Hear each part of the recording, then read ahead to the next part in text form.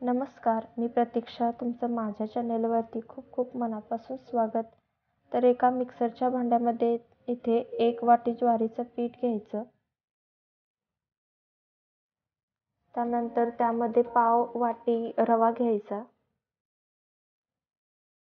2 हिरव्या मिरच्या घ्यायच्या. तिखटाचं प्रमाण तुमच्या आवडीनुसार कमी जास्त करू शकता. अर्धा इंच आल्याचा तुकडा घ्यायचा.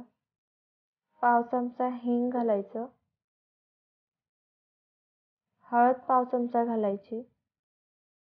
इथे हे आपल्याला बॅटर जास्त पातळ किंवा घट्ट करायचं नाहीये, तर मध्यम बॅटर ठेवायचं आहे हे. त्यानुसार इथे आपण थोडं थोडं करत ताक घालणार आहोत. आता मी इथे अर्धी वाटी ताक घातलेलं आहे.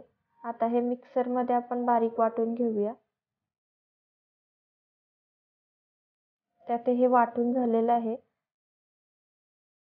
आता या कन्सिस्टन्सीसाठी मला साधारणतः 2 वाटी ताक लागलेलं आहे.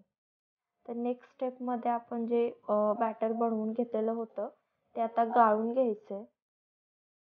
तुम्ही पाहू शकता याची कन्सिस्टन्सी कशी आहे ती. जास्त पातळही नाही आणि जास्त घट्टही नाही आहे.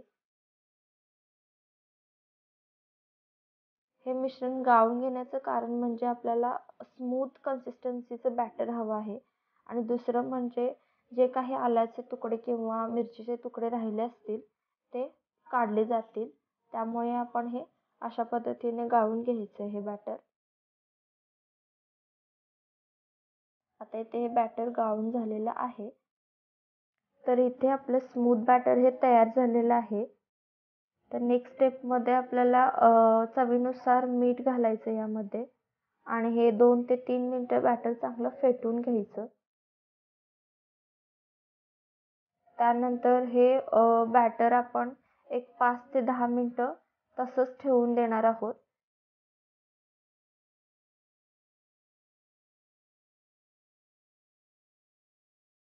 तर नेक्स्ट स्टेपमध्ये तवा इथे छान तापलेला आहे आणि जे बॅटर आपण बनवलेलं होतं ते पळीच्या साहाय्याने अशा पद्धतीने आपण पसरवून घेणार आहोत. या ठिकाणी गॅसची फ्लेम ही लोच ठेवायची की जेणेकरून डोसे हे मंद गॅसवर छान खरपूस भाजले जातील. आता यावर झाकण ठेवूयात आणि 2 ते 3 मिनिटासाठी हे छान भाजू देऊयात. 2 ते 3 मिनिटं आता झालेले आहेत. आता हा डोसा इथे छान भाजला गेलेला आहे.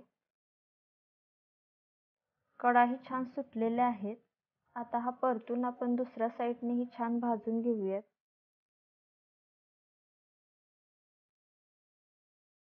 तुम्ही पाहू शकता मस्त असा खरपूस भाजला गेलेला आहे. आता अशा पद्धतीने आपण बाकीचे डोसेही करून घेऊयात. सकाळच्या घाई गडबडीमध्ये सगळ्यांनाच झटपट होणारा आणि पौष्टिक असा पदार्थ हवा असतो.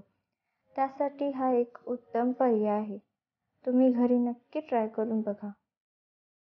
तुम्हाला रेसिपी कशी वाटली ते कमेंट करून नक्की सांगा आणि व्हिडिओ आवडला तर लाईक आणि शेअर करा.